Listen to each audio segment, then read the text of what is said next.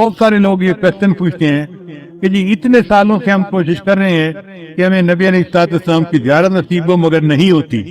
میرے والدین چونکہ شروع سے ہی نیکی کی زندگی گزارنے والے تھے تو میں نے تذکرۃ الاولیاء کتاب 5ویں کلاس میں پڑھی تھی.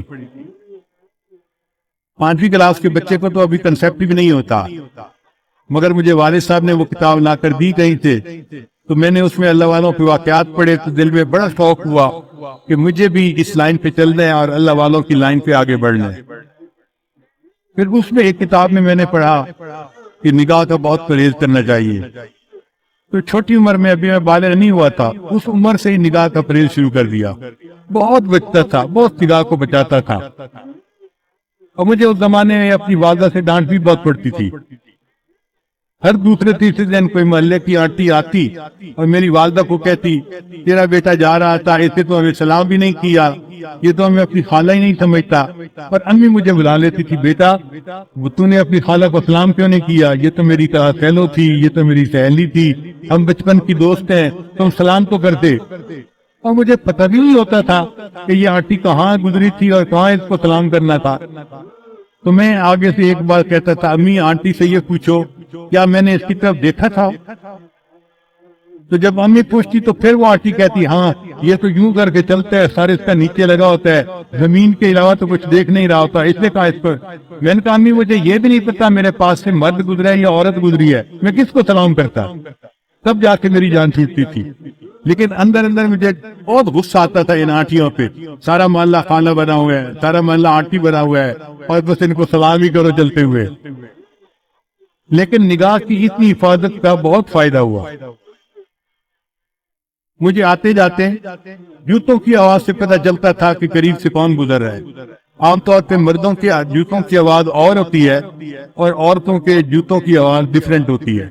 اس سے اندازہ ہو جاتا تھا کہ قریب سے گزرا کون ہے، ورنہ کپڑا بھی نہیں دیکھتے تھے کہ قریب گزرنے والا کون تھا.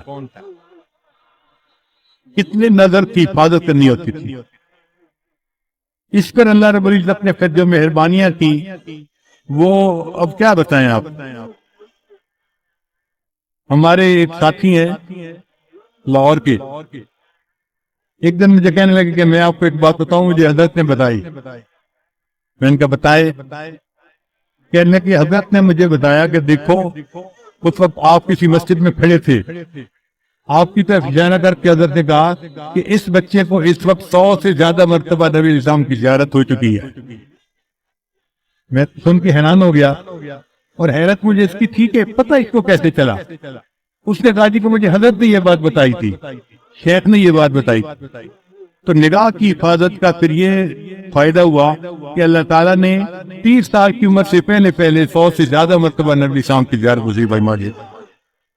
بہت سارے لوگ یہ کوشچن پوچھتے ہیں کہ جی اتنے سالوں سے ہم کوشش کر رہے ہیں کہ ہمیں نبی علیہ السلام کی زیارت نصیب ہو مگر نہیں ہوتی، کیونکہ پاکی ناپاکی میں ہمارا اتنا دھیان نہیں ہوتا، اس لیے پھر ہمیں نبی علیہ السلام کی زیارت نہیں ہوتی. عام طور پہ جو ہم نے بزرگوں سے سنا ہے اس کی 2 وجوہات ہوتی ہے، ایک نگاہ ناپاک ہوتی ہے اور ایک بدن یا کپڑے ناپاک ہوتے ہیں جس کی وجہ سے زیارت سے محروم ہو جاتے ہیں. اگر ان 2 چیزوں پر محنت کریں تو اللہ تعالیٰ زیارت نصیب جلدی فرما دیں گے. نگاہ کا بہت زیادہ پرہیز کریں، 100% پرہیز کریں گے تو اللہ تعالیٰ کی طرف سے پھر نبی علیہ السلام کی زیارت والی سعادت نصیب ہو جائے گی.